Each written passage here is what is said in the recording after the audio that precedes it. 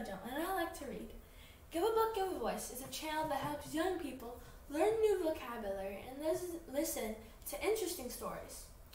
The book I'm reading today is Funny Kid for President by Stanton. Chapter 27. This is it. By the time the bell rings for school, all of the kids are already standing outside the classroom waiting. Hugo slips in out of the room and joins me and Abby just as Mr. Armstrong comes marching around the corner. He's checking on the little contraption that tells him how many steps he's taken and starts to yell, "All right, mongrels." He stops cold, suddenly realizing Mrs. Sniggles is also standing among us. She's wearing her safari suit and hat, although this time she's a giant toy toucan attached to her hat. Both our principal and the toucan are staring at our teacher. "Glad you could join us, Mr. Armstrong."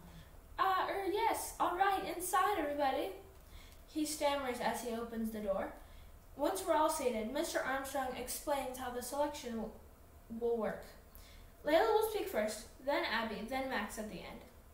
He holds up a pink ballot box and a stack of blank ballot papers.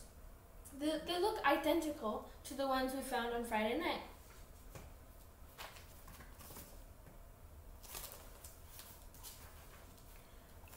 We will all vote on these slips of paper and put them into this pink box. I will count them. Then we'll have our first class president. Any questions? None. Over to Layla. Her speech goes something like this. "Oh, how I love Mr. Armstrong. I won this trophy and this trophy and this trophy. I just love Mr. Armstrong. And this trophy, Mr. Armstrong is the best teacher in the whole known universe. I should win this election because I'm a winner and winners win. Mr. Armstrong taught me that he's a winner too. Vote for Layla." I can't tell you there were more details in there. I wasn't really listening. I am way too nervous about my own speech.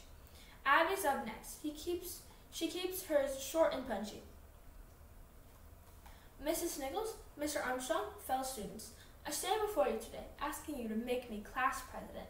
I have many accomplishments, just like Layla, although most of them are not in the sports field. Mine are in the classroom and in my school books. That doesn't make me very cool, but it does make me class president material.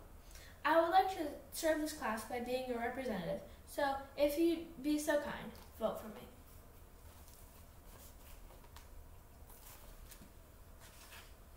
It's the sweetest I've ever heard Abby be. She can really turn it on when she has to.